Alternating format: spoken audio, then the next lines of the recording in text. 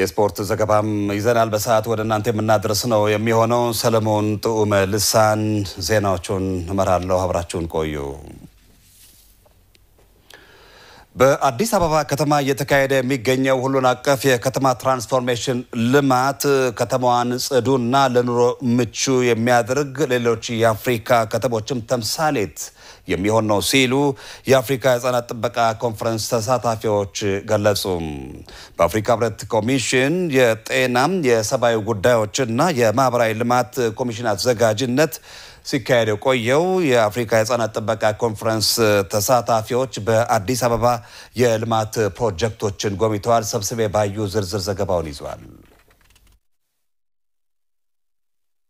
ጥራት ያለውና አካታች የሆነን የህፃናት አስተዳደግ በአፍሪካ ለማምጣት የጋራ ትብብርን ማጠናከር በሚል መሪ ቃል ሲካሄድ የቆየው የአፍሪካ የህፃናት ጥበቃ ኮንፈረንስ ተሳታፊዎች በአዲስ አበባ የተገነቡ ሁሉን አቀፍ የልማት ፕሮጀክቶች ተዘዋውረው ጎብኝተዋል በአዲስ አበባ ከተማ እየተካሄደ የሚገኘው ሁሉን አቀፍ የከተማ ትራንስፎርሜሽን ልማት ከተማዋን ጽዱና ለኑሮ ምቹ የሚያደርግ መሆኑን ነው ጎብኚዎቹ የተናገሩት I've been really amazed to hear that all of the plans I've never been to Addis this is my first time in Addis Ababa አዲስ አበባን ከዚህ በፊት አላውቃትም እዚህ ስገኝ የመጀመሪያ ጊዜ ነው የከተማ ልማቱ የተሰራበት ፕላኑ እንዲሁም ሌላው ሂደት አስገራሚ ነው ከተማዋን ቀድመው ከሚያውቋትና ሌሎች ባልደረቦቼ ጋር እንደተረዳሁት የተሰራው የከተማው ትራንስፎርሜሽን ስራ ግዙፍ ነው 12000 የሚደርሱ የህፃናት መጫወቻ ስፍራዎች በከተማዋ እየተገነቡ መሆናቸውን ተረድቻለሁ ይህ ትልቅ አቅም ነው ይህ ሞዴል የሚሆን ስራም ነው ለሁላችንም መጪውን ጊዜ እንዴት መተለም እንዳለብን ትምርት የሚሆነን ነው It's a very exciting taste of the future for all of us I think First of all it's quite creative there is courage and audacity but at the same time it's also a thoughtful በቅድሚያ የተሰራው ስራ ፈጠራና ቁርጠኝነት እንዲሁም ጥረት የታከለበት ነው በልማት ለሚነሱ ነዋሪዎች ምትክ መኖሪያዎች መዘጋጀታቸው ለህፃናት እንክብካቤ ትኩረት መሰጠቱ ለህዝብ ስፍራዎች ትኩረት መሰጠቱና የመሳሰሉት ልማቱ ስኬታማ እንዲሆን አርጎታል ይላለው ነዋሪው ህብረተሰብ ከተማውን ንጹህ ለማድረግና ለማስዋብ የሚያሳየው ተባባሪነትም አስገራሚ ነው የልማት ስራው በአጭር ጊዜ መከናወኑ በራሱ አስገራሚ ነው ይህ የሚያሳየን መሪዎች ለመልማት ያለን አቅም እንዴት መጠቀም እንዳለብን ተረድተውና በአግባቡ ጥቅም ላይ እንዲውል አድርገው ከመሩ ስኬት እንደሚመጣ ነው Addis is beautiful people should come and visit Addis it is beautiful at night and it is beautiful during the day so me and my friends we call it a city of light አዲስ አበባ በመሽተም በቀንም ወብናት ሰዎች መተው እንዲጎበኙአትም መከራለው እኔና ባልደረቦቼ የብርሃን ከተማ ብለን ነው የምንጠራት እኔ ላለፉት 3 አመታት አዲስ አበባን አውቃታለሁ መጀመሪያ ወደ ከተማዋ ስገባና አሁን ያለው ለውጥ ስመለከት ፍጹም አይገናኝም ከንቲባዋ ይህንን ትልቅ ስራ በስኬት ስላከናወኑ እንኳን ደስ አሎት ማለት ፈልጋለሁ ስለ ህፃናት እንክብካቤ እየመከርን ባለንበት በዚህ ወቅት ከተሞችን ስናድስና መልሰን ስናለማ እንዴት መሆን እንዳለበት በጉብኝታችን ተምረናል ለምሳሌ በከተማዋ 12000 የሚደርሱ የህፃናት መጫወቻዎች እየተገነቡ ነው የተወሰኑትንም ጎብኝተናል ያድዋ ሙዚየምን ብንመለከት ከአፍሪካ ህብረት ያመቱ መሪ ቃል ጋር ምን ማለት እንደሆነ እንረዳለን ሁሉም አባል ሀገራት ከአዲስ አበባ ብዙ ይማራሉ ፍላጎቱም እንዳላቸው ተረድቻለሁ museum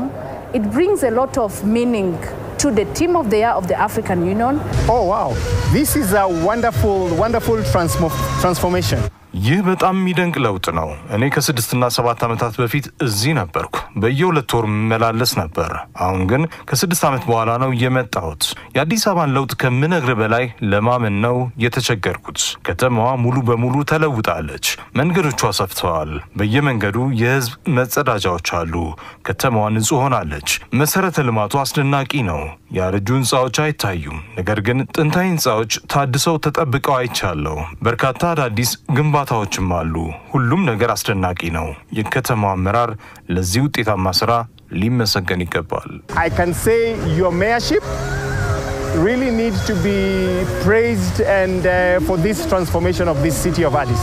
የተከናወነው የልማት ስራ የህዝብ ተሳትፎና ተጠቃሚነትን ያረጋግጣል እንዲሁም በየደረጃው የሚገኙ አመራሮች በቁርጠኝነት የመሩት መሆኑ ደግሞ ሌሎች የአፍሪካ ከተሞች በከተማ ልማት ረገድ ልምድ ሊወስዱበት የሚገባ መሆኑን ነው የጉብኝቱ ተሳታፊዎች የተናገሩት። Something I've observed is that unheard is that you have public toilets now. አንድ የተረዳሁትና ብዙ ያልተነገረለት በከተማዋ የተገነቡ የህዝብ መጸዳጃ ቤቶች ናቸው። ይህ እኔ ከመጣሁበት ዩኬ አካባቢ የተለመደ ቢሆንም በአብዛኛዎቹ የአፍሪካ ከተሞች የለም። ለምሳሌ ለ15 ዓመታት የኖርኩበት ኬንያ ናይሮቢን ብንመለከት ሰዎች በመንገድ ዳር በስፋት ይጸዳዳሉ። ከተማዋም ብዙ ቆሻሻ ይታይባታል። እዚህ ይህ ብዙም አይታይም። ስለዚህ ሌሎች ከዚህ ይማራሉ። የአዲስ አበባ ነዋሪ ለታሪኩ ለከተማው ውብና ጽዱ ካለው ተባባሪነትም ሌሎች ይማራሉ። One thing, three qualities that we hear about the mayor of the city is that she's committed, she's got the courage, she's thoughtful. ስለ ከተማዋ ከንቲባ አንድ ነገር ተረድቻለሁ። ቁርጠኛና ለሚሰሩት ስራ የተሰጡ ናቸው። ይህ በማንኛውም ከተማ ማደስና ማልማት ሂደት የመሪ ቁርጠኝነት ወሳኝ መሆኑን የተማርንበት ነው። ሌላው በልማት ስራው ህብረተሰቡን ማሳተፍ መቻሉ ነው። በቀለብ ቅብ እንኳን ሳይቀር የህዝብ ተሳትፎ አለበት። ይህ ትልቅ ትምህርት ነው። ሌላው በመንግስትና በግሉ ክፍለ ኢኮኖሚ ትብብር የሚሰራው ስራ ነው። የግል ዘርፉ በከተማ ልማት በስፋት እንዲሳተፍ መደረጉ ሌላው ትምህርት ነው። እንዳጠቃላይ ትብብር የመሪ ተምሳሌትነትና የህዝብ ተሳትፎ ወሳኝ መሆናቸውን ተምሬበታለሁ። I think that partnership, commitment, leadership by example, community engagement, those are the major things. Many cities in the world do not have green spaces. I am seeing here you have tried to keep some very basic green spaces. I'm seeing some በርካታ የዓለም ከተሞች አረንጓዴ ስፍራዎች የላቸውም። እዚህ መሰረታዊ የሆኑ አረንጓዴ ስፍራዎች እንዲኖሩ እየተደረገ ነው። የህፃናት ፓርኮችና መጫወቻ ስፍራዎችም ተያይዘዋሉ። የከተማ ልማት ስራው የአካባቢ ጥበቃን ታሳቢ አድርጎ ነው እየተሰራ የሚገኘው። የወንዝ ዳርቻ ልማቱንም ለመመልከት ችያለሁ። ወንዞቻችሁ ውብ እንዲሆኑ ሰዎች በዙሪያቸው እንዲናፈሱ የሚያስችል የጥበቃ ስራ እየተሰራላቸው ነው። ይህ በእውነቱ ዓለም አቀፍ ደረጃውን የጠበቀ ልማት ነው። ሌሎች ከተሞች ብዙ ነገር ሊማሩ ይችላሉ። ንጹህ ውብና አካባቢ ጥበቃን ማዕከል ያደረገ ልማት ነው። Our cities in other countries can learn a lot from what you are doing with your city.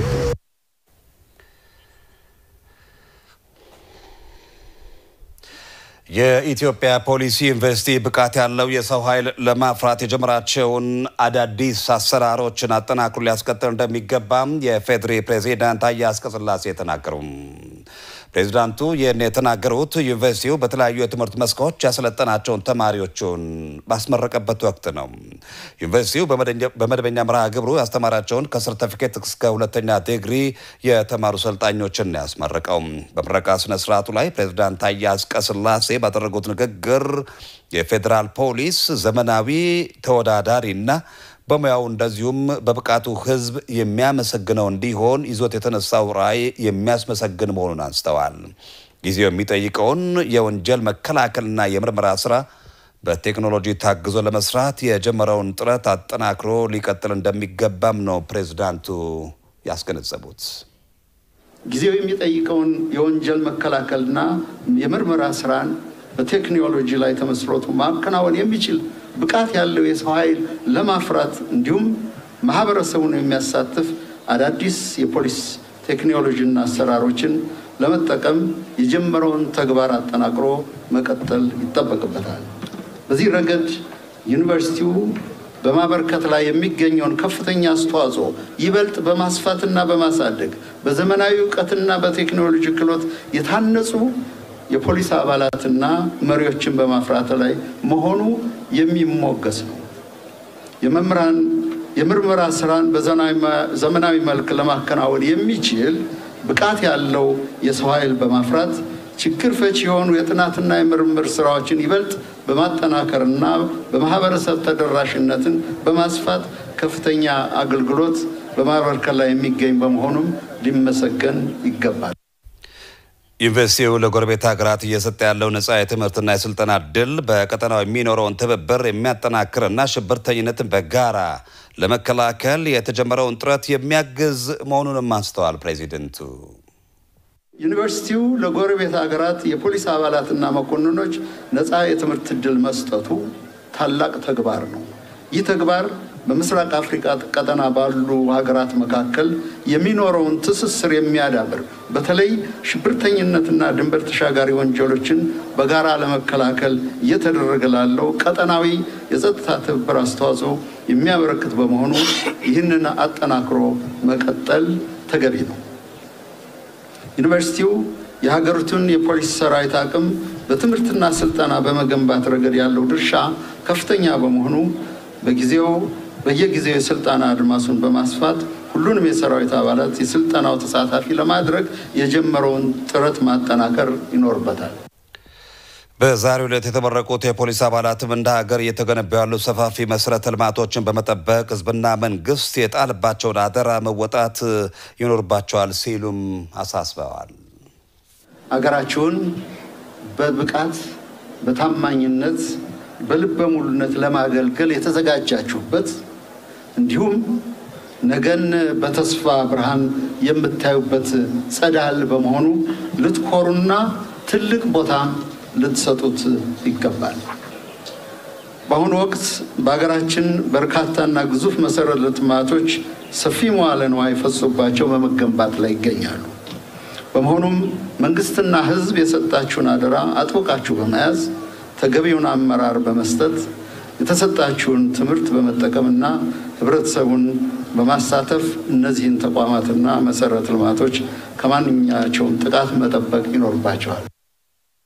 እንደ ሪፖርተራችን ፍቃዱ መለሰ ዘገባ ዩኒቨርሲቲው ሰልጣኞች ዘመኑን የዋጀ እውቀት እንዲቀስሙ በ6 የሁለተኛ ዲግሪ በ19 የመጀመሪያ ዲግሪ መርሃ ግብር እና በሌሎች የትምህርት መስኮች በማስተማር ላይ እንደሚገኝም ገልጸዋል።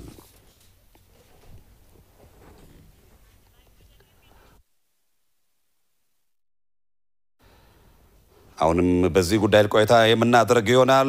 የኢትዮጵያ ፖሊስ ዩኒቨርሲቲ ከመላው ሀገሪቱና ከጎረቤት ሀገር ሶማሊያ የተውጣጡና በዩኒቨርሲቲው በተለያዩ የትምህርት መስኮች ከመደበኛ ሰርቲፊኬት ማስተርስ ያሰለጠናቸውን የፖሊስ አባላት አስመርቋል። ዩኒቨርሲቲው በአጠቃላይ 1348 ሰልጣኞችን ያስመረቀ ሲሆን ከነዚህ ውስጥ 7 ያህሉ የጎረቤት ሀገር ሶማሊያ የፖሊስ አባላት ተመራቂዎች ናቸው ተብሏል። ሪፖርተራችን አንዋር አህመድ በስፍራው ተጨማሪ መረጃ ላይ ያደረሰን በቀጥታ መስመር ላይ ነው የሚገኘው። እንደምን ውለሃል አንዋር? እንግዲህ የፖሊስ ሚና ሰፊ ነው። ወንጀልን ለመከላከል ተፈጽሞ ሲገኝ ምርመራ ለማድረግ የትራፊክ አደጋንም ጭምር እንደዚሁ በመመርመር ለሀገሪቱ የሰላምና እድገት መረጋገጥ የልማት ስራዎች እንዲፋጠኑ መሰረተ ልማቶች እንዲጠበቁ ትልቅ ሚና እንዳለው ይታወቃል። እና የዛሬው ምረቃ ስነ ስርዓት ምን ይመስላል? ምን መልእክቶች ተስተጋቡ? አመሰግናለሁ ሰለሞን። እንደምን ዋላችሁ ውድ ተመልካቾቻችን። እንግዲህ የኢትዮጵያ ፖሊስ ዩኒቨርሲቲ ከመጀመሪያው ከኮሌጅ ከመሆኑ በፊትም በተለይ ደግሞ የተማረ በእውቀት የታነጸ ሰራዊት የፖሊስ ሰራዊት የፌደራል ፖሊስ ሰራዊት እንዲገነባ በማድረግ እንዲሁም ደግሞ ለጸጥታ አካሉ ብቻ ሳይሆን በተለይ ደንብ መተላለፎች ላይም እንደዚሁ ከጸጥታ አንጻር ምን አይነት ክህሎት ሊኖረው ይገባል አንድ የደንብ መተላለፍ ባለሙያ ወይም መከላከል ባለሙያ በሚለው ጉዳይ ላይ እንግዲህ ስልጠናዎችን እንደሚሰጥ ይታወቃል። ዛሬ ላይ እንግዲህ ራሱን አሳድጎ ራሱን በተለያዩ ቴክኖሎጂዎች የትምህርት ዘርፎች አሳድጎ ዛሬ የኢትዮጵያ ፖሊስ ዩኒቨርሲቲ የሚለው ደረጃ ላይ ደርሷል። በዚህም እንግዲህ እስከ ዶክትሬት ዲግሪ ድረስ ነው ትምህርት ወይም ስልጠና እየሰጠ የሚገኘው። ዛሬም እንግዲህ እነዚህ ከ1300 በላይ ሰልጣኞች በተለያዩ በጤና በአይሲቲ ወይም ደግሞ በኮምፒውተር ሳይንስ በሳይንስና ቴክኖሎጂ እንዲሁም ደግሞ በተለያዩ የጸጥታ ጋር የተገናኙ የወንጀል ምርመራ የወንጀል መከላከል እና የመሳሰሉት መስኮች አሰለጠናቸው ነው ዛሬ ያስመረቀው። እንግዲህ በነገራችን ላይ በዛሬው ምርቃት ላይ ከፍተኛ ውጤት በማምጣትም ጭምር ሴቶች ትልቅ ሚና እንዳላቸው ትልቅ እንደሚችሉ ማሳያ የሆኑ ክስተቶችንም ያየንበት የምረቃ ስነ ስርዓት ነው። በዚህ መርሃ ግብር ላይ እንግዲህ የቀደም ብሎ በሄደው ዜና ላይ የተከታተል ነው የፌድሪ ፕሬዝዳንት ታዬ አጽቀሥላሴም መልእክት ሲያስተላልፉ ነበረ። በተለይ እንግዲህ የጸጥታ አካሉ በተለይም የፖሊስ ሰራዊቱ በላቡ በእውቀቱና በመስዋዕትነት ጭምር ኢትዮጵያን የማጽናት ሚናውን ኃላፊነቱን እንዲወጣም ነው በዋናነት አጽንኦት ሰጥተው የመሰከሩት ወይም ደግሞ መልእክትም ያስተላለፉት። እንግዲህ እንደሚታወቀው ኢትዮጵያ አሁን ባለችበት የእድገት ግስጋሴ ላይ ከሀገር ውስጥም ከውጭም እድገቷን የማይፈልጉ ጠላቶች አሏት። እድገቷን መሰናክል ለመሆን የሚጥሩ አካላት አሉ። እነዚህ አካላት በሚያስቡት ልክ ቢሆን ኢትዮጵያ እስካሁን ድረስ አትኖርም ነበረ። ነገር ግን በሚከፈለው መስዋዕትነት በሚከፈለው የተለያዩ አስተዋጽኦዎች አማካኝነት ዛሬ ላይ ደርሰናል። ነገም ደግሞ ወደ ተሻለ ደረጃ ማደግ እንችላለን። አሁን የጀመርናቸው ስራዎች አሉ። እነዚህ እንዲጠናከሩ አሁን ከዚህ የሚመረቁም እስከዛሬም ድረስ በጸጥታው መዋቅር ላይ ስራ ላይ የሚገኙ አካላት ሚናቸውን በተለይ ደግሞ ኢትዮጵያን ሰላም የማጽናት ትልቅ የቤት ስራ እንዳለባቸውም ነው አጽንኦት ሰጥተው መልእክት ያስተላለፉት። የፌዴራል ፖሊስ ኮሚሽን ኮሚሽነር ጀነራል ደመላሽ ገብረ ሚካኤልም ይህንኑ ነው በተለይ የኢትዮጵያ ፖሊስ ዩኒቨርሲቲ በሂደት በተለይ የስልጠና አቅሙን የማሰልጠና አቅሙን እያሳደገ እዚህ ደረጃ ደርሷል። ይህ ደግሞ በተለይ በሀገሪቱ ውስጥ ዘመኑ የሚጠይቀው የጸጥታ ስራ አለ። በዛው ልክ ደግሞ የዘመነ ስልጠና መስጠት የዘመነ ወይም ደግሞ በእውቀት የታነጸ የፖሊስ ሰራዊት የጸጥታ አካል እንዲኖር በማድረግ በኩል የፌዴራል ፖሊስ ኮሚሽንም በተለይ በርካታ ስራዎችን ሰርቷል። አሁንም እየሰራ ነው። ይህንንም ነው አጠናክሮ ይቀጥላል የሚል መልእክት ያስተላለፉት። ተመራቂዎችንም አነጋግሬ ነበረ። በነገራችን ላይ በዛሬው የምረቃ ስነ ስርዓት በማዕረግ ከተመረቁ ተመራቂዎች መካከል የድሬዳዋ ከተማ አስተዳደር ፖሊስ ኮሚሽን ኮሚሽነር ተጠቃሽ ናቸው። እሳቸው በማዕረግ ነው ከኔ ጋርም ቆይታ አድርገው ነበረ። እንግዲህ እስከዛሬ ድረስ ከህዝባችን ጋር የሰራናቸው ድሬዳዋ ላይ ውጤት አምጥተዋል። አሁን ደግሞ ያገኘሁትን እውቀት በስልጠና ያገኘኋቸውን እውቀቶች ተጠቅሜ ደግሞ የበለጠ ዝቅ ብዬ ህብረተሰቤን ለማገልገል ስንቅ ያስኩበት ስለመሆኑም ነው ያረጋገጡልን። ስለዚህ ከዚህ በኋላም ሲሄድ እንደ ድሬዳዋም እንደ ሀገርም በጸጥታው ዘርፍ ኢትዮጵያን ለማሻገር የሚቻለኝን ሁሉ አደርጋለሁኝ ብለዋል። እንዲሁም ደግሞ ሌላዋ እንስት ደግሞ በሶስት አይነት ሽልማቶችን የተቀበለች እንስትም እንዲሁ አናግሬያለሁኝ። እቺ እንስት ቀደም ብዬም እንደነገርኩ ሰለሞን በተለያዩ የወንጀል መከላከል በተለያዩ ዘርፎችም 4 ነጥብ በማምጣት ነው የተመረቀችው።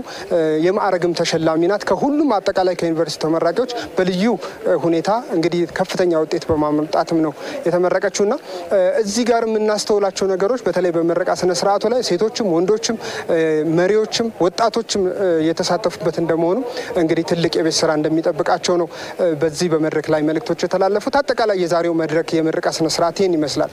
መልካም ነው። ለተመራቂዎችና ቤተሰቦቻቸው እንኳን ደስ ያላችሁ እንላለን። መልካም የስራ ጊዜ እንዲሆንላቸው እንመኛለን።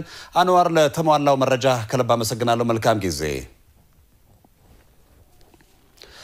ከአዲስ ሚዲያ ኔትወርክ በቀጥታ የሚተላለፍላችሁ የሰዓቱ ዜናችን እንደቀጠለ ነው። በሀገሪቱ የተለያዩ አካባቢዎች የተገነቡና እየተገነቡ የሚገኙ ሎጆችና ሪዞርቶች የሀገሪቱን የቱሪዝም መዳረሻዎች በማሳደግ በዘርፉ መነቃቃት እንደሚፈጥሩም የተለያዩ የተፎካካሪ የፖለቲካ ፓርቲዎች አባላት ገለጹ። ከተለያዩ የፖለቲካ ፓርቲዎች የተውጣጡ አባላት የጨበራ የዝሆን ዳና ሎጅን ጨምሮ ሌሎች የልማት ፕሮጀክቶችን ጎብኝተዋል። ሪፖርተራችን ሀብታሙ ሙለታ ተጨማሪውን ያቀርበዋል። በገበታ ለሀገር ከለሙ የቱሪዝም መስህቦች መካከል አንዱ ጨበራ ጩርጩራ ብሔራዊ ፓርክ ነው። በተፈጥሮ ሀብቱ ብዛትና መጠነ ስፋቱ እንዲሁም በማራኪ ውበቱ የተነሳ በርካቶች ፓርኩን መድረግነት ይሉታል። ይህን ተፈጥሮ የቸረችውን አገራዊ ሀብት ለማሳወቅ አለፍ ሲልም የገቢ ምንጭ ለማድረግ በርካታ ስራዎች ሲሰሩ የቆዩ ሲሆን የአካባቢውን የቱሪስት መስህብነት የበለጠ ለማሳደግ በጠቅላይ ሚኒስትር ዶክተር አብይ አህመድ አማካኝነት የለማው የጨበራ የዝሆን ዳና ሎጅ በአካባቢው ከተከናወኑ ግዙፍ የልማት ስራዎች መካከል ይጠቀሳል።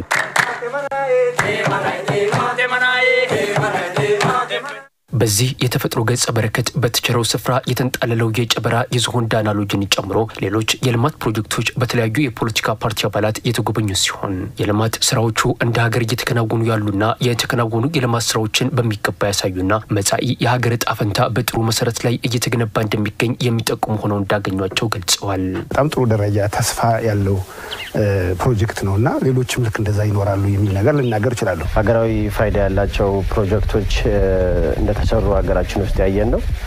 ይሄም ደግሞ ለትውልድ ተሻጋሪ የሆኑ የኢትዮጵያን መሰረት የሚጥሉ ለቀጣይ ትውልድ ደግሞ ትልቅ ተስፋ የሚጭሩ ፕሮጀክቶች መሆናቸውን አይቻለም። የሚሰራው ስራ ከፍተኛ ስራ መሆኑ በተለይም በለውጥ መንግስት በኋላ የሚሰራው ስራ ከፍተኛ አርኪ የሆነ ስራ መሆኑና የበለጠ ደግሞ ከዚህ አንድ ላይ ስንሆን አንድ ላይ ደግሞ ራያችን ስንሰባስብ ከዚህ የበለጠ ደግሞ እንደሚሰራ ነው እየታየናሉ። የመካከለኛው ኦሞ ሸለቆ አረንጓዴያማው ጌጥ በሆነው ጨበራ ጩርጩራ ብሔራዊ ፓርክ አካባቢ የተገነባው የጨበራ የዝሆን ዳና ሎጅ ደግሞ የሀገሪቱን የቱሪዝም መዳረሻዎች በማሳደግ በዘርፉ መነቃቃት የሚፈጥር መሆኑን ተናግረዋል። እንደዚህ አይነት ፕሮጀክቶችም አሁን ይሄን ቪው ብታይ ዙሪያው ምቹ ነው። ስለዚህ መንግስት በዚህ ልክ ሰርቷል። ሌሎች ባለሀብቶችም ወደዚህ ኢንዱስትሪ ደግሞ እንዲገቡ ደግሞ ፑሽ የሚደረግበት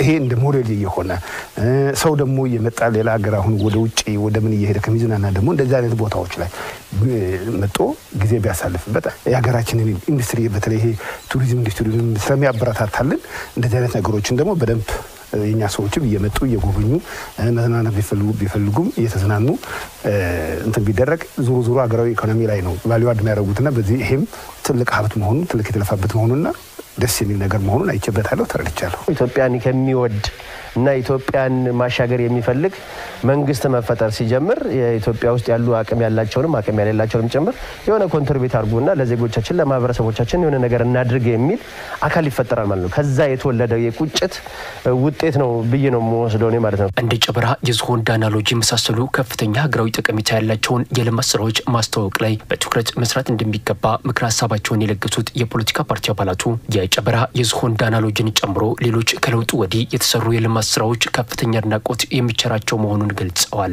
እንደኔ ብዙ ያላወቁ አሉ። እየተሰራ ያለውን ስራ በሚገባ ለመሸጥ መቻል አለበት፣ ፕሮሞሽን መስራት መቻል አለበት። እዚህኛው ላይ እንደዚህ አይነት ፕሮጀክት እየተሰራ ነው።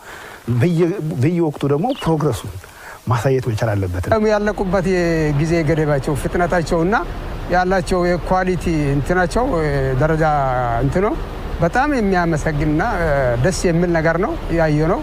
ከለውጡ ማግስት ጀምሮ የተሰሩ ስራዎችን ስንመለከታቸው በጣም ሰው ላይ መሰረት ያደረጉ አገርን የሚለውጡ የአገርን ገጽታ የሚገነቡና አንድ ዙር የሚያሻግሩ ናቸው ማለት ነው። መስራት ከተቻለ ሁሉም አካባቢ ላይ ለምሳሌ ምዕራብ አሁን እኛ ያለንበት ክልል እኔ በፕሮጀክት ማላቀው የነበረ ክልል ነበረ።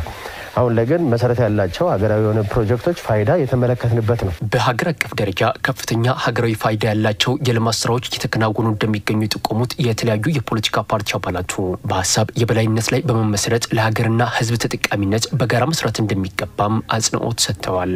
ሌሎች ያለ አግባብ የተንቀሳቀሱ ያሉት አካላትም ሀሳብ ካላቸው በጠረጴዛ ዙሪያ በሀሳብ ነው ገይ ሀሳቡ ተራማጅ የሆነ ህዝባዊ የሆነ አላመተኮር የሆነ full of negative ያልሆነ ሀሳብ ለራሳችንም ይጠቅማል፣ አይምሮ ረፍት ይሰጣል፣ ህዝብንም ይጠቅማል፣ ሀገርንም ያሻግራል። በፊት ከያዝነው የነበረውን አለማመድ በብዛት አይተው ከሆነ አንደኛው የፍትሃዊነት ጥያቄ የነበረበት ሁኔታ ነበር። ከዛ አንፃር አሁን ወጥተን ቢያንስ ሁሉንም ክልሎች ጸጋቸውን ለመጠቀም የሄድንበት ርቀት በጣም የሚበረታታና መቀጠል አለበት የሚል እሳቤ ነው በኔ በኩል ያለ። ኢትዮጵያ የሀሳብ ልዩነት እንዳለ ሆኖ የሚሰራው አገር አቀፍ ስራዎች ላይ ራያችን አስቀምጠን ለትውልድ የሚተርፈው ስራ መስራት ከኛ የሚጠብቅ ስለሆነ የአሁኑ መንግስት የሁሉም አቀፍ ስለሆነ አብሮ እንዲሰራ የሚል መንግስት ነው። ይሄ ነው ሲፈለግ የነበረውና በጣም የሚበራተት ነውና መንግስቱም የሁላችን ነው። መንግስት ከተለያዩ የፖለቲካ ፓርቲዎች የተውጣጡ አባላት በጨበራ የዝሆን ዳና ሎጅና ሌሎች አካባቢዎች ያደረጓቸው የልማት ስራዎች ምልከታ መንግስት በተጨባጭ እያከናወነ የሚገኘውን የልማት ስራ እንዲረዱ ማስቻሉም ተመላክቷል። ከአዲስ አበባ ውጭ ያሉትን ትላልቅ ፕሮጀክቶች የተሰሩትን የልማት ስራዎችን እያየን ነው ያለነው። የተፎካካሪ ፓርቲ አባላትና አመራር ጋር ነው ስናይ የነበረው። እንዳልከው በጣም እጅግ በጣም እየተደነቁ እውነትም ብልጽግና መሬት ላይ እንደ መንግስትም ተጨባጭ የሆኑ ስራዎች እየተሰሩ ነው የሚል ከንግግር ባለፈ በተጨባጭ ያዩበት ነው። ይሄ ለሁላችን አቅም ይሆናል። በተጨማሪም የመንግስትም ሆነ የተፎካካሪ ፓርቲዎች የጋራ ግብ የህዝብን ተጠቃሚነትና የሀገርን ብልጽግና ማረጋገጥ በመሆኑ በዚሁ ረገድ የሁሉንም አካላት ሚና ለማሳደግ የሚያግዝ መሆኑን ተገልጿል። የተፎካካሪ ፓርቲ አባላትና አመራር ጋር ገዢ ፓርቲው እንደ ብልጽግና እንደ መንግስትም የተለያየ አስተሳሰቦች የተለያየ አመለካከቶች ይኖሩናል። ግን አንድ ሀገር ነው ያለንና እዛ ውስጥ የራሳቸውን ሚና ለመጫወት ያግዛል። ሪል እውነታውንም ታች ሄዶ ሲያዩ እውነት የት እንዳለ መሬት ላይ እንዳለ ለትክክለኛ መረጃ እንዳገኙ ያደርጋልና እጅግ በጣም ጥሩ ነው አብሮ ለመጓዝም ለሀገር ግንባታም። የጨበራ የዝሆን ዳና ሎጅ የሚገኝበት የጨበራ ጮርጮራ ፓርክ ከአዲስ አበባ 450 ኪሎ ሜትር ርቀት ላይ የሚገኝ የአፍሪካ ዝሆኖች የሚገማሸሩበት የጎሽ መንጋ የሚራቡጥበት አንበሳና ነብርን ጨምሮ 57 ዝርያ ያላቸው አጥቢ የዱር እንስሳት የተጠለሉበት ብርቅዬ የአዋፍና የአሳ ዝርያዎች፣ ፈልውሃዎች፣ ፏፏቴዎች፣ ዋሻዎችና ሌሎች የተፈጥሮ ጸጋዎች መገኛ ነው። አሁን ባለው አድሚኒስትሬሽን ከሚፎካከሩ ፓርቲዎች 273 ሰዎች በተለያየ ደረጃ በአመራር ተሳትፎ ይሰራሉ። 4 ሚኒስትሮች አሉ። 4 ገደማ ሚኒስትር ዴታዎች አሉ። የቢሮ ኃላፊዎች አሉ። በዞን በወረዳ የተካተቱ ሰዎች አሉ። ከሚፎካከሩን ሰዎች ጋር ለመስራት ምንም ችግር የለብንም። ዋናው መስፈርቱ ግን ኢትዮጵያ አንድ ታላቅ ሀገር ሆና እንድትቀጥል በመንግስት በኩልም በሚፎካከር ፓርቲ በኩልም በተወሰነ ደረጃ የመተው ልምምድ ያስፈልጋል።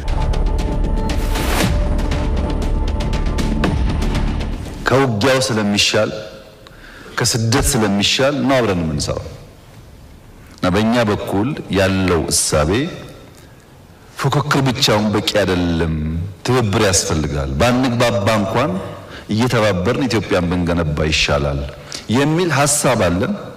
ተናግረናል፣ ጽፈናል፣ ደግሞ ልንኖረው እየሞከርን ነው።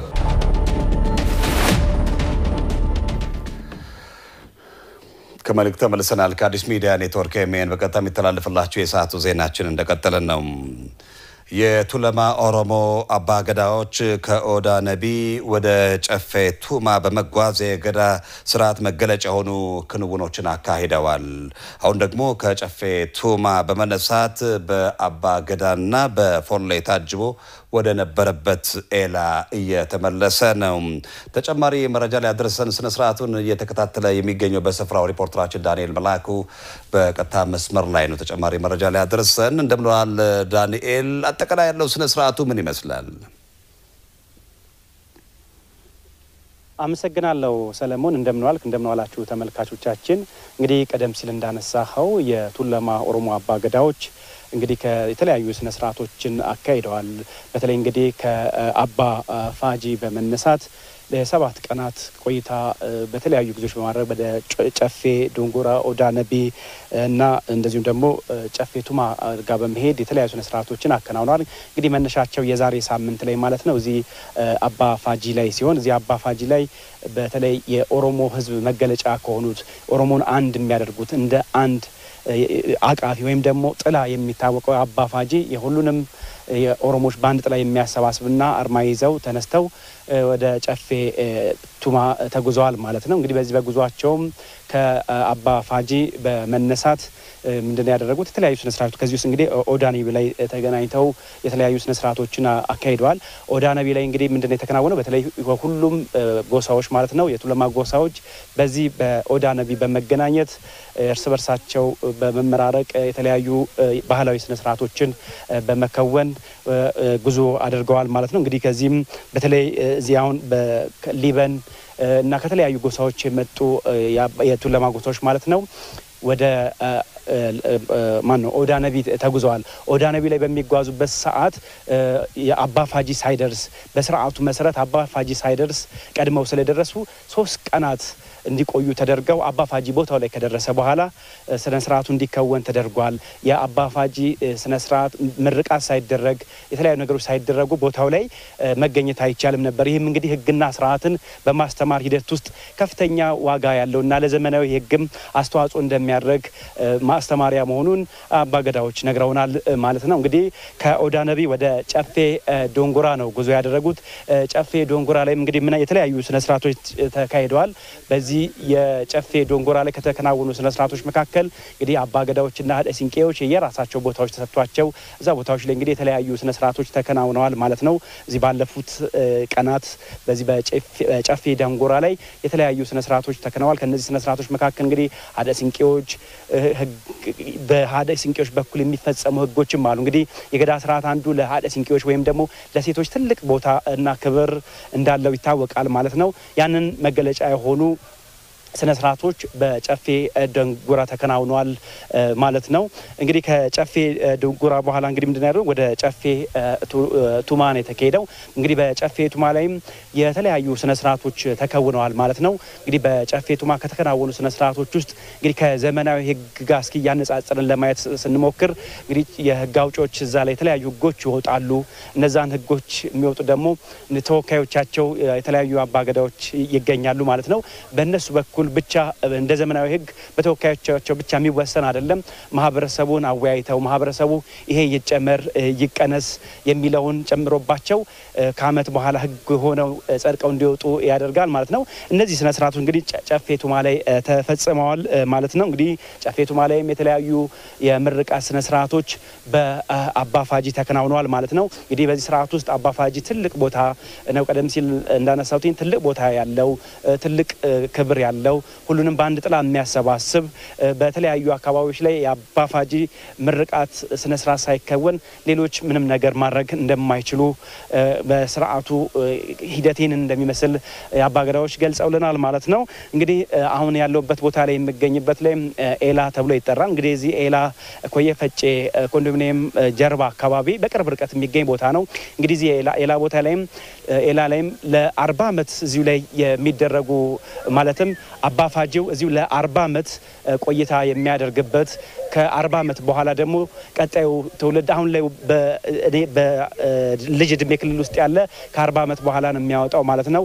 አባፋጂ ላይ እንግዲህ ከሚከወኑ ስርዓቶች መካከል ለ40 አመት ይቆያል ብያለሁ። የ40 አመት እንግዲህ በኦሮሞ የገዳ ስርዓት መሰረት በየ8 አመቱ በሚደረግ የስልጣን ሽግግር በየ8 አመቱ 5 ጎሳዎች ወይም ደግሞ 5 የገዳ ስርዓቶች በየ8 አመቱ ተለዋውጠው ወይም ደግሞ ህግ አስረክበው የተለያዩ ነገሮችን አድርገው በየ8 አመቱ በሚደረግ ስነ ስርዓት ላይ በአጠቃላይ በ40 አመት እዚህ ይቆያል ማለት ነው። እንግዲህ አባፋጂ ወይም ደግሞ ፋጂ ስነ ስርዓት የሚካሄደው በ40 አመት አንድ ጊዜ ነው ማለት ነው። ይሄ እንግዲህ ዛሬም የሚገኝበት ኤላ ቦታ ላይ ኤላ የሚባል ቦታ ላይ የምንገኝበትም ይሄ ስነ ስርዓት ነው እየተፈጸመ የሚገኘው። እዚህ ላይ እንግዲህ የተለያዩ ስነ ስርዓቶች ይከወናሉ ማለት ነው። በተለይ እንግዲህ ኦሮታ የሚባል የገዳ ስርዓት አካል የሆነ ጎሳ ላይ እነሱ ናቸው አሁን የሚረከቡት ማለት ያለው በእነሱ ስር ነው። እንግዲህ 8 አመት በቀጣይ አመት ይሞላቸዋል። 8 አመት ሲሞላቸውም ሙዳ ወይም ደግሞ ቢችሌ ለሚባል ጎሳ አሁን ከአመት በኋላ ያስረክቡና ቀደም ሲል ያነሳናቸው የተለያዩ ስነ ስርዓቶች ተከውነው እንዲያገለግሉበት ወይም ደግሞ መጪው ትውልድ ደግሞ እንዲሸጋገር ያደርጋል ወይም ደግሞ በየ8 አመቱ ያስረክባሉ ማለት ነው። እንግዲህ ይህ የገዳ ስርዓትን ለመከወን አሁን ያለበት የሚችሌ የሚረከብበት የሚችሌ ጎሳ ወይም ሙዳ ጎሳ ወይም የገዳ ስርዓት የሚከወንበት ቦታ ላይ ነው። እንግዲህ የሚችዎች የሚቀበሉት ማለት የሚችሌዎች የሚቀበሉት ከሆሮታ ነው ማለት ነው። እነሱም እዚህ ይቀበሉና ለ40 አመታት እዚህ እንዲከወን ይደረጋል ማለት ነው። እንግዲህ አሁን የምንገኝበት ቦታም በከቡልቶ ይባላል። እዚህ በከቡልቶ ማለት እንግዲህ ለ40 አመታት የሚቆዩበት ማለትም አባፋጂ ለ40 አመታት እዚህ ቆይቶ ስርዓቱ የሚከወንበት እና በየ8 አመቱ የሽግግር የስልጣኑ ሽግግር በማድረግ የሚወስዱ ሰዎችን ምርቃት በመስጠት በማለት እንዲቀበሉ የሚያደርግበትና አሁን ካለንበት ቦታ ላይ ለ40 አመት ይቆያል ማለት ነው። እንግዲህ ሰለሞን ምሽት ደግሞ ሌሎች ተጨማሪ መረጃዎችን ለተመልካቾች የምናደርስ ይሆናል። ለአሁኑ ያለኝ መረጃ ይሄ ነው። አመሰግናለሁ ዳኒ፣ መልካም ጊዜ። በሁለተኛው ዙር የኮሪደር ልማት እየለማ የሚገኘው ሲኤምሲ ሰሚት ጎሮ ቦሌ ቪአይፒ ተርሚናል የኮሪደር ልማት ምቹና ጥራት ያለው ስራ ሆኖ እየተገነባ እንደሚገኝ በኮሪደር ልማት ስራው ላይ የተሰማሩ ሰራተኞች ገለጹ። የኮሪደር ልማቱ 10.8 ኪሎ ሜትር ርዝመት ያለው ሲሆን በውስጡም የህዝብ መዝናኛ ስፍራዎችን ጨምሮ ከተማዋን የሚያዘምኑ የመሰረተ ልማቶች ተሟልተውለት እየለማም ይገኛል። ሪፖርተራችን አሸናፊ በላይ ከሲኤምሲ ሰሚት ጎሮ ቦሌ ቪአይፒ ተርሚናልን ተከታትሎ ቅኝት አድርጎ ተከታዩን ዘገባ አዘጋጅቷል። ከተማችን አዲስ አበባ ባለፉት የለውጥ ዓመታት እየሰራች በሚገኘው የኮሪደር ልማት ስራዎች የአፍሪካ መዲናነቷን ከማጽናት ባሻገር የነዋሪዎችን የዘመናት ጥያቄ የነበሩ የመሰረተ ልማት ጥያቄዎችን መፍታት የቻለችበት ሁኔታ ነው ያለው። ይህ ከሲኤምሲ ተነስቶ በሰሚት ጎሮ እንደዚሁ ቦሌ ቪአይፒ ተርሚናል የሚደርሰውን የኮሪደር ልማት ፕሮጀክት ቅኝት እናደርግበታለን። ይህ ፕሮጀክት እንግዲህ 10.5 ኪሎ ሜትር ርዝመት አለው። በውስጡ ምን መሰረተ ልማቶችን ይዟል? አለፍ ሲልም እንደዚሁ በአሁኑ ሰዓት ያለው የፕሮጀክቱ አፈጻጸምስ ምን ይመስላል የሚለውን ቅኝት እናደርጋለን።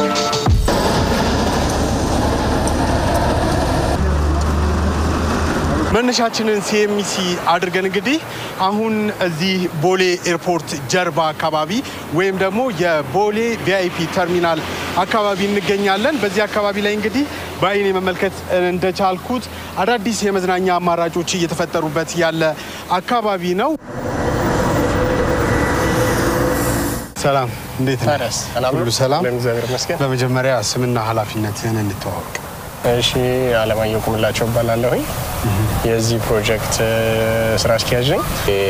ሳይት ለየት የሚያደርገውና ሰፋ የሚያደርገው ማሳያም ነው ብለን እየሰራ ነው ያለነው ነውና ፍሩት ዞኖች ናቸው እንዳለ።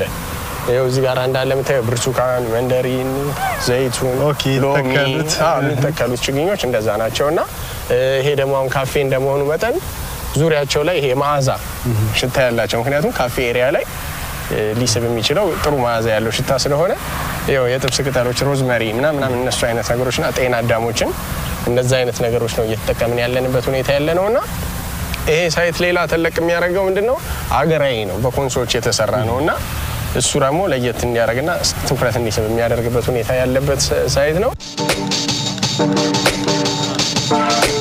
አጠቃላይ እዚህ ጋር የነበረው አፈሩን አክመን ከአፈር ለማፈር እያመጣን ግሪን እንዲሆን ሳር እየተከልን ነው። ኩኩይ ሳር እየለጠፍን ነው። ከዛ ቀጥሎ ያለው ፉትፓት ይሰራለታል። መንገድ ለህብረተሰቡ ወደዚህ የሚያስወጣና ወደዚህ ወደ ግሪኑ ወደ ካፌው ምናምን የሚያሻገር እንደገና ወደዚህ መንገድ አለ። በመሃል ኢሪጌሽን አለው። አጠቃላይ ቶታል ደግሞ ግሪኑ ልክ በሳር እንደተሸፈነ በኢትፎርት የሚሸፈን ይሆናል። ቦሌ ቪአይፒ ተርሚናል አካባቢ ነው የምንገኘው። እንደምታዩት የአስፋልት ስራ ላይ የተሰማሩ ወጣቶች በስራ ገበታቸው ላይ ይገኛሉ። እጅግ ያስገረመኝን ነገር ላሳያችሁ። አሁን የቆምኩበት ይህ አካባቢ እንግዲህ አስፋልት ነበረ በፊትም። አስተባባሪዎቹ እንደነገሩኝ ከሆነ ይህ አስፋልት እንግዲህ ከዚህ በኋላ 2 ደረጃዎች ይቀሩታል። ይህ ማለት እዚህ ጠርዝ ላይ እስኪደርስ ድረስ የአስፋልት ሙሌቱ የሚቀጥል መሆኑን የነገሩኝ። በአጠቃላይ የፕሮጀክቱ አፈጻጸም ምን ይመስላል፣ ሂደቱስ፣ አሁን ላይ ያለው ስፋትስ፣ በአጠቃላይ እንቅስቃሴው ምን ይመስላል የሚለውን ከነሱ ጋር ቆይታ የምናደርግ ይሆናል። ሰላም፣ እንዴት ነህ? ሰላም፣ እንደምን ዋልክ? በመጀመሪያ ስምህን ልተዋወቅ። ስሜ ሰናይ ተከበራለሁ። የዚህ ቦሌ ቪአይፒ የጎሮ ፕሮጀክት ተጠሪ ማለት ነው። የመጀመሪያው መንገዱ ክፍል ከቦሌ ከብራስ ተነስቶ እስከ ጎሮ ጫፍ ድረስ የሚሄድ ነው። ሁለተኛው መንገድ ክፍል ደግሞ ከዚህ ከጉምሩክ ተነስቶ በዚሮ አዳቦ የሚደርስ ነው። ስለዚህ የመጀመሪያው ዋናው መንገድ ከቦሌ እስከ ጎሮ የሚሄደው 60 ሜትር ስፋት አለው። ስለዚህ በግራና በቀኝ አራት መኪና 8 መኪና በአንድ የሚያስተናግድ ነው። ስለዚህ ፕላንቲንግ ስትሪት ባለው መካከል ላይ ሚዲያን አለው 12 ሜትር 3 ሜትር ባይክ ሌን አለው። ከዛ 5 ሜትር አካባቢ የእግረኛ መንገድ አለው። በአጠቃላይ 60 ሜትር ስፋት አለው። በአሁን ላይ እስከ 400 ምናምን የሚሆኑ ሰራተኛ የስራ እድል ፈጥሮ ይገኛል። የፕሮጀክቱ የርዞር ፒክ ታይም በነበረ ሰዓት 500 600 ቁጥሩ የደረሰ ነው። ስለዚህ አሁን ላይ በአጠቃላይ ፕሮጀክቱ ወደ ማለቂያ ወደ ፊኒሽንግ ስራዎች ላይ እየመጣ ነው ያለው። ስለዚህ የመጀመሪያው ዙር አስፋልት 100% ተሸፍኖ ሁለተኛው ሌየር አስፋልት እያስቀመጥን ነው ያለው። በአጠቃላይ በሁለተኛው ምዕራፍ የኮሪደር ልማት እየለማ የሚገኘው ከሲኤምሲ ሰሚት ጎሮ ቦሌ ቪአይፒ ተርሚናል የኮሪደር ልማት ስራ እጅግ በተፋጠነ ሁኔታ ለመጨረስ እየተከናወነ የሚገኘውን ርብርብ ለመመልከት ችለናል።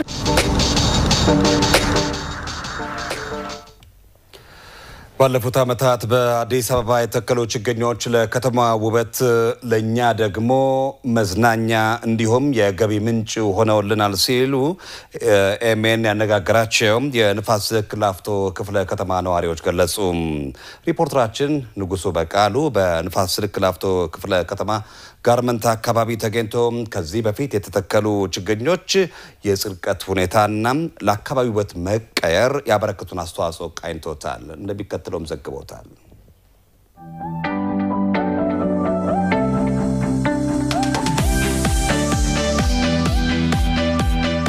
ባለፉት ዓመታት በአዲስ አበባ የተተከሉ ችግኞች በተለይም ደግሞ የከተማዋን የአረንጓዴ ሽፋን ከማሳደግ ባለፈ አዲስ አበባ ስሟን የሚመጥን ገጽታ እያላበሳት እንደሆነ በተደጋጋሚ ይነገራል። ይህንንም ለማረጋገጥ በጋርመንት አካባቢ ተገኝተናል። ከዚህ በፊት የተተከሉ ችግኞች የጽድቀት መጠናቸው ምን ያህል ነው? የአረንጓዴ አሻራ መርሃ ግብርስ ለአዲስ አበባ ያመጣላት ጸጋ ምንድነው ስንል አብረን እንመለከታለን።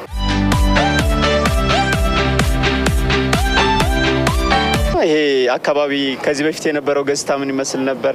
አሁንስ ያለው እንዴት ይገልጹታል? ከዚህ በፊት የነበረው ሁኔታ በእንደዚህ አይነት መልኩ አልነበረም። ግን አሁን ፓርክ ተሰርቶ ለሰዎች ማረፊያ አለ፣ ለአይንም ማረፊያ ነው። እንደኔ አይነት ደግሞ ጡረታ ወጥቶ ወዲያ ወዲህ የሚል ሰው ደግሞ ሲፈልግ ወክ ያደርግበታል፣ ሲፈልግ ተቀምጦ ረፍት ያደርግበታል።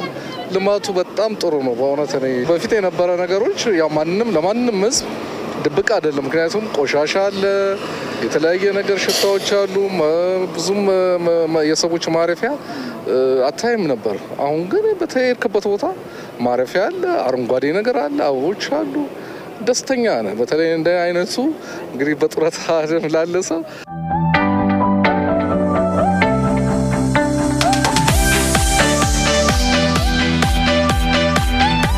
እስኪ መጀመሪያ ስማችሁን ስምን ንገረኝ። ስሜ ዮሐንስ ቶሎሳ ይባላል። ስንት ክፍል ተማሪ ነው? የ12።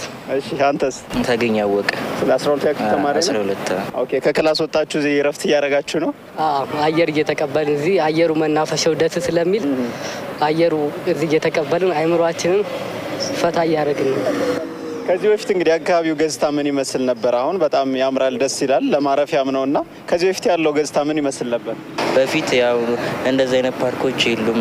አረፍ ለማለትም ራስንም ለማሳረፍ ራስንም ለማየት አሁን እንደዚህ አይነት ቦታ እየተሰባሰብንም ለመጫወትም ለማጥናትም እዚህ አካባቢ አሪፍ ነው ብዬ አስባለሁ። ቦታውም በጣም አሪፍ ነው። አሁን ድሮ በነበረው ቆይታ ቦታው በጣም ቆሻሻ ነበር። ለማጥናትም ለማለፍም ምቹ አልነበረም፣ ጽዳትም አልነበረው። አሁን ግን እንደዚህ የተሻለ ቦታ ሆኗል። የተለያዩ ንጽህና ምናምን ስላለው ወንበሮችም ስለተጨመሩ በምቾት ማጥናት እንችላለን ማለት ነው።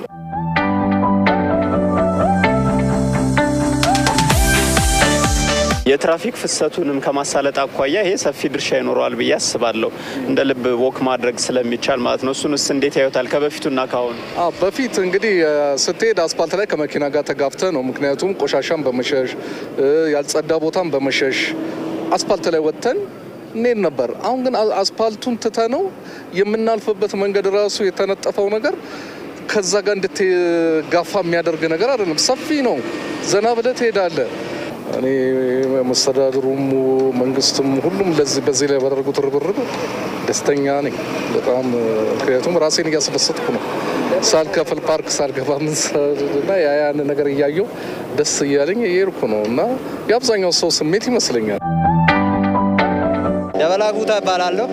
እሺ አጠቃላይ እንዴት ነው የእንክብካቤ ስራው? በደንብ እየተንከባከባችሁ ነው ያለውና ምን ይመስላል አጠቃላይ? አሁን በጣም ጥሩ ነው። ህዝቡም እየተደሰተበት ነው። በጣም አባቶችም ወንድሞችም እህቶችም መጥቶ ጥሩ ነው ቦታ ይመቻም፣ ለልጆቻችን በጣም ይመቻል ብሎ መርቆ ነው የሚሄዱት። በርቱ እያበረታቱን። የስራ እድል ፈጠረውስ ምን ይመስላል አጠቃላይ? ምንም አንድልም፣ በጣም ተለውጠንበታል። መንግስታችንም እናበረታታለን፣ አጠገቡ እንቆማለን እንላለን። ቆሻሻ የሚጥልበት በጣም የሚደብር አካባቢ ነበረ። እኛ ወደዚህ ተደራጅተን ስራ እድል ተፈጥሮልን ግን ወደዚህ አካባቢ ከመጣን በኋላ በቃ ጸድቶ እንደዚህ ያሳምረ ነው አምሮ ለኛ ስራ እድል ተፈጥሮልን እኛም ስራ የለንም ነበር መንገድ ላይ በቃ የተንከራተትን እናቶች በተለይ በጣም ስራ አልነበረንም። ግን አሁን ለእናቶች በጣም በተለይ ሰፊው እድል ለእናቶች ተፈጥሮልናል። እናቶች እዚህ እየሰራን በጣም ተለውጠናል። በጣም ልጆቻችን እያሳደግንበት ነው። እኛም ራሱ ከመደሰታችን አልፎ ምግብ እየበላንበት ነው። ልጆች እያስተዳደርንበት ነው። በጣም ደስ የሚል ነው። አሁን እኛ ራሱ በጣም ተደስተን ነው የምንሰራው። ሙሉ ቀን ነው የምንሰራው። እዚህ ላይ ነው የምንውለው፣ እያጨርን እያረምን እና ምግብም እንበላበታለን ነው። በጣም እናመሰግናለን። እኛ ለደሞዝ ብቻ አይደለም የሀገራችን ብልጽግና የሀገራችን እድገት ለልጆቻችን ለቀሪ ለሚመጣ ትውልድ እንድናስረክብ ነው የምንፈልገው። አልፎ ተርፎ ደግሞ ይሄን ዳቦ አግኝተን መግባታችን ለኛ በጣም ትልቅ ነገር ነው። በጣም ኮራ እንላለን። ከጓዳ ወተን ወደ ውጪ ወተን መስራታችን አደባባይ ላይ መቆማችን ለኛ ትልቅ ደስታ ይመስለኛል። እኔ በበኩሌ ሲያስበው ማለት ነው። በዚህ ሁሉም እናቶች ይደሰታሉ። ተመልካቾቻችን እንግዲህ እንደተመለከታችሁት በአዲስ አበባ በተለይም ደግሞ የአረንጓዴ አሻራን በስፋት በመስራት በተለያዩ አካባቢዎች በአረንጓዴ አትክልቶች የተሸፈኑ አካባቢዎችን በስፋት በመስራት ዜጎች እንግዲህ በነጻነት የሚወያዩባቸው የሚያጠኑባቸው እንዲሁም ደግሞ የሚመካከሩባቸው ሰፊ ቦታዎች እየተፈጠሩ እንዳሉ ተመልክተናል ማለት ነው። ጋርመንት አካባቢ የሚገኘው የግሪን ኤሪያ እንግዲህ በስፋት እንግዲህ እንደተሰራበት አንዱ አመላካች መሆኑን ተመልክተናል ማለት ነው።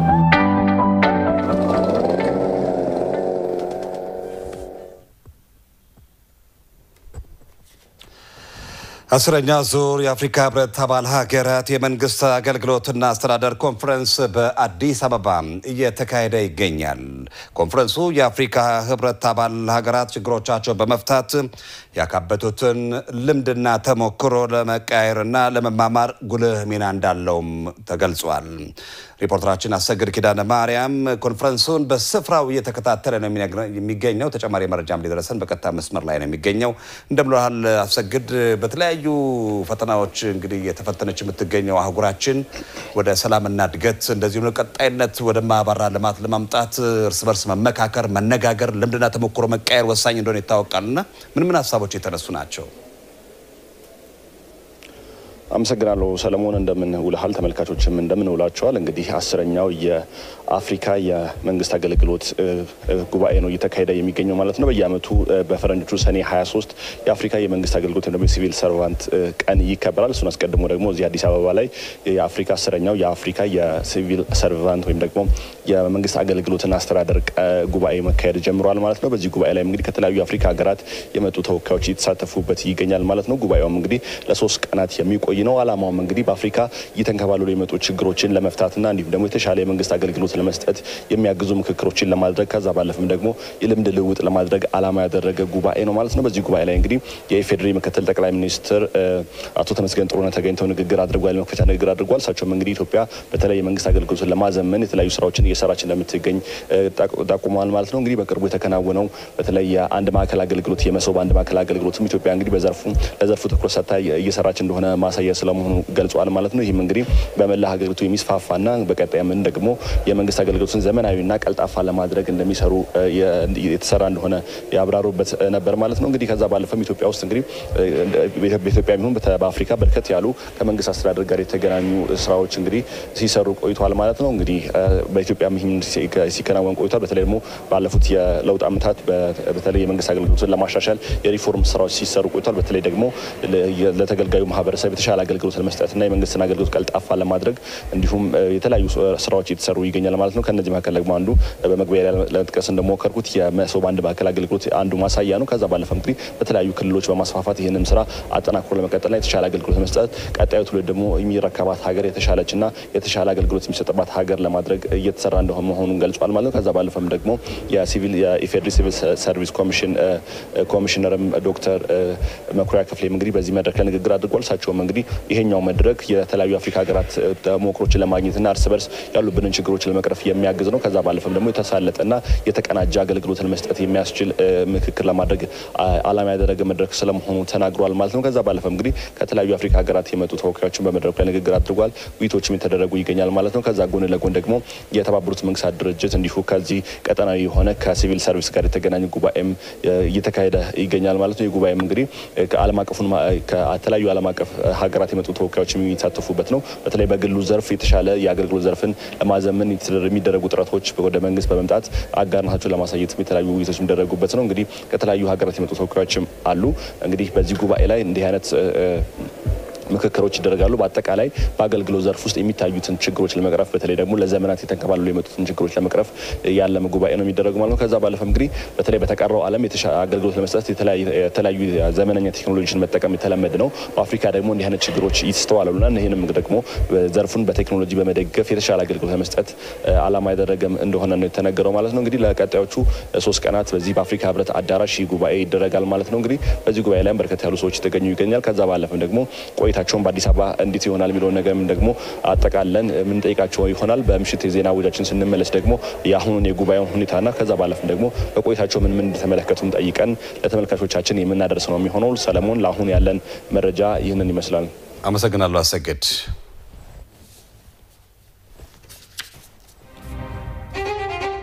መንገድ አይኑ ይፍሰስ አይባልም ደርሶ የወሰደውን ሰው ያመጣል መልሶ። ወዲህ ደግሞ የአዲስ አበባ መንገዶች ወግ ሲነሳ ለአረማመድ ምቹ ለአይን ማራኪ ሆኗል። የፋይናንስ ጥልቅ ትንታኔዎች በስፋት ወደ እናንተ እናደርሳለን።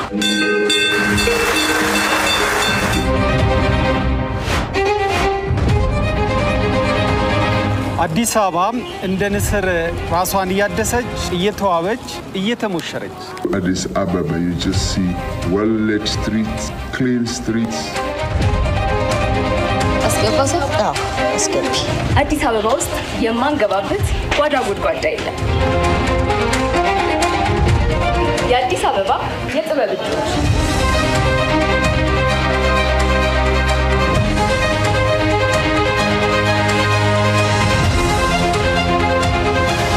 በሳልና ሳቢ መረጃዎች እንዲሁም በፍጥነት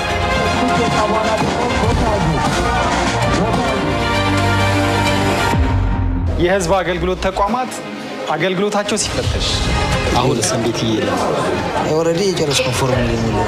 ከመሃላችን ሰው ገባ። ለምንድን ነው ይሄ ነገር የሆነው? የኮሪደር ልማቱ ለአዲስ አበባ ይዞት የመጣው አዳዲስ ልምምዶች፣ በምሽት እንዲህ መዝናናት፣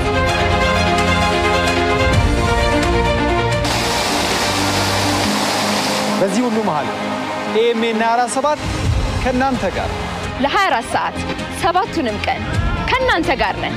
ኤኤምኤን 24/7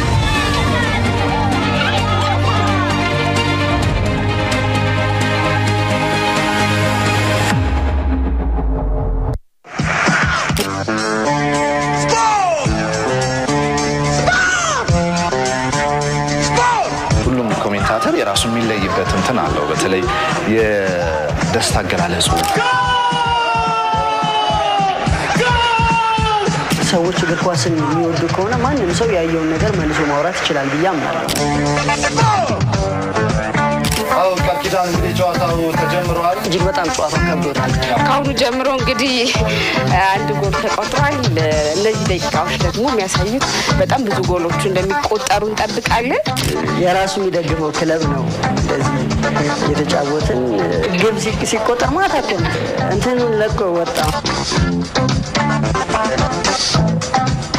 በሀገራችን ሁለተኛው የኤፍኤም ጣቢያ ነው። ኤፍኤም 96.3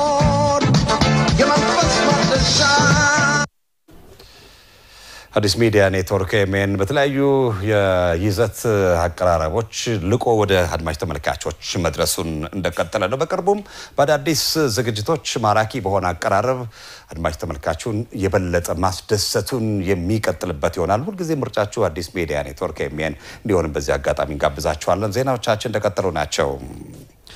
በሀገራችን በአሁኑ ሰዓት ችግኝ መትከልና መንከባከብ ባህል እየሆነ መጥቷል። በአዲስ አበባ ከተማም ይህንኑ ባህል ለማጎልበት የችግኝ ተከላ የቅድመ ዝግጅት ስራዎች በተለያዩ ክፍለ ከተሞችም እየተካሄዱ ይገኛሉ። ሪፖርተራችን አንዋር አህመድ በኮልፌ ቀራኒዮና በልደታ ክፍለ ከተሞች የሚገኙ የችግኝ ማፍያ ጣቢያዎች ላይ እየተከናወነ ያለውን ተግባር በመቃኘት ተከታዩን መረጃ አዘጋጅቷል። አብረን እንመልከተው።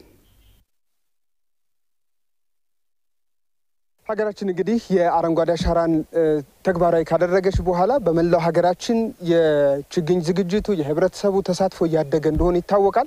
በተለይ ደግሞ በመዲናችን አዲስ አበባ በሁሉም ክፍለ ከተሞች ለ2017-18 የአረንጓዴ አሻራ መርሃ ግብር ክፍለ ከተሞች የራሳቸውን ዝግጅት እያደረጉ ይገኛሉ።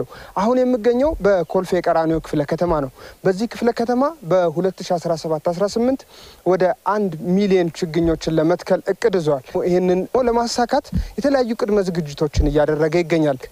ወደ 800 ሺህ ያህል ችግኞች በዚህ ሰዓት ዝግጅታቸው ተጠናቆ እንግዲህ እንደምትመለከቱት የችግኝ ማፍላት ዝግጅታቸውን አጠናቀው እየጠበቁ ይገኛሉ። አብዛኛውን ስራዎች እያጠናቀቅን እንገኛለን።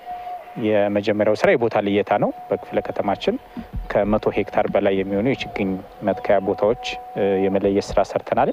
ከዛ ባሻገር እነዚህ ሰፋፊ ቦታዎች ከምንተክላቸው ቦታዎች በተጨማሪ በመኖሪያ ቤት በተቋማት ግቢ ከግቢያቸውና ከግቢያቸው ውጭም ጭምር እንዲተክሉ እነሱን የመለየት ስራ በአጠቃላይ እስከ 1 ሚሊዮን ሊያስተክሉ የሚችሉ የቦታ ልየታ ስራ እነዚህን ስራዎች ቀድመን የማጠናቀቅ ስራ በሁሉም ወረዳ ሰርተናል። በክፍለ ከተማችን 2 ችግኝ ጣቢያዎች አሉ። በእነዚህ ችግኝ ጣቢያዎች የጥላ የውበትና የፍራፍሬ በራሳችን አቅም በክፍለ ከተማው አቅም እያመረትን የምንገኝበት ሁኔታዎች አሉ። እንግዲህ አሁን እዚህ የምንገኝበት የቀራኒዮ ችግኝ ጣቢያ ነው። እዚህ ሳይት ላይ ከ400 ሺህ በላይ ችግኞች አምርተናል።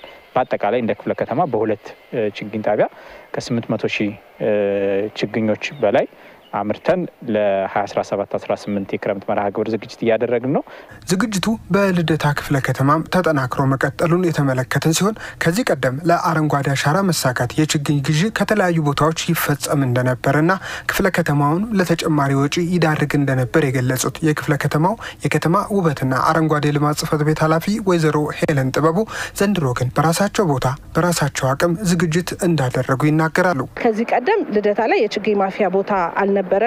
ዘንድሮ ነው እንደ አዲስ በየቦታው ያሉንን ቦታዎች ለቅመን 9 ወረዳ ላይ የችግኝ ማፍያ ቦታ አቋቁመን 100 ሺህ ችግኝ ለዘንድሮ ዓመት የችግኝ እያፈላን እንገኛለን። የመንግስትን በጀት ብቻ ይዘን የአረንጓዴ ልማትን ማሳካት አይቻልም። ስለዚህ በየቦታው 20 ራዲየሶችን ነዋሪና ተቋማት አካባቢያቸው ላይ አረንጓዴ የማድረግ የማልበሱን ስራ በብሎክ ይዘን እየሰራ ነው የምንገኘው። ክፍለ ከተማው ወጪን መቆጠብና ጥራት ያለው ምርትን ለማምረት ዝግጅት በማጠናቀቅ ላይ የሚገኝ ሲሆን ተከላው ደረጃውን በጠበቀ መልኩ እንዲከናወንም ይሰራል ያሉት ደግሞ የልደታ ክፍለ ከተማ የከተማ ውበትና አረንጓዴ ልማት እንክብካቤ ቡድን መሪ የሆኑት አመለወርቅ ይትባረክ ናቸው። ዘንድሮ ለየት የሚያደርገው ችግኞችን በስታንዳርድ ያው ችግኝ የራሱ ሳይንስ አለውና በስታንዳርድ ለመትከል የጥላውን በጥላ የውበቱን በውበቱ በተለያየ ቦታዎች ለመትከል ነው እቅድ ያዝ ነው። ሀገርን አረንጓዴ ለማልበስ ለሚደረገው ጥረት ከችግኝ ዝግጅቱ ባለፈ ዘርፉ ለበርካቶችም የስራ እድል የፈጠረ ሆኗል። እኛ መንግስት ከችግኝ ከሚያፈላው በተጨማሪ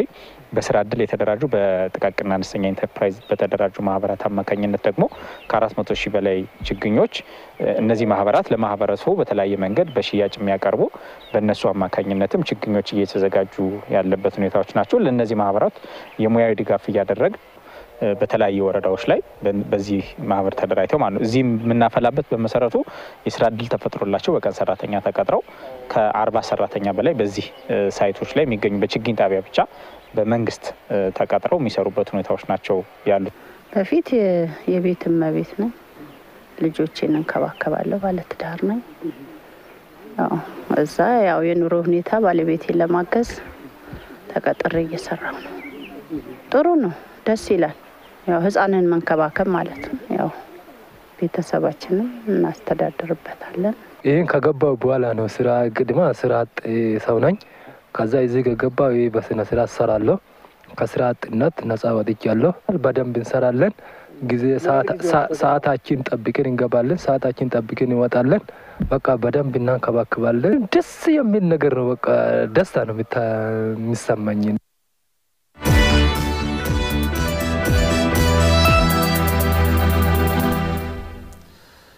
ከአዲስ ሚዲያ ኔትወርክ ኤምኤን በቀጥታ የሚተላለፍላችሁ የሰዓቱ ዜናችን እንደቀጠለ ነው። የውጭ ዜና።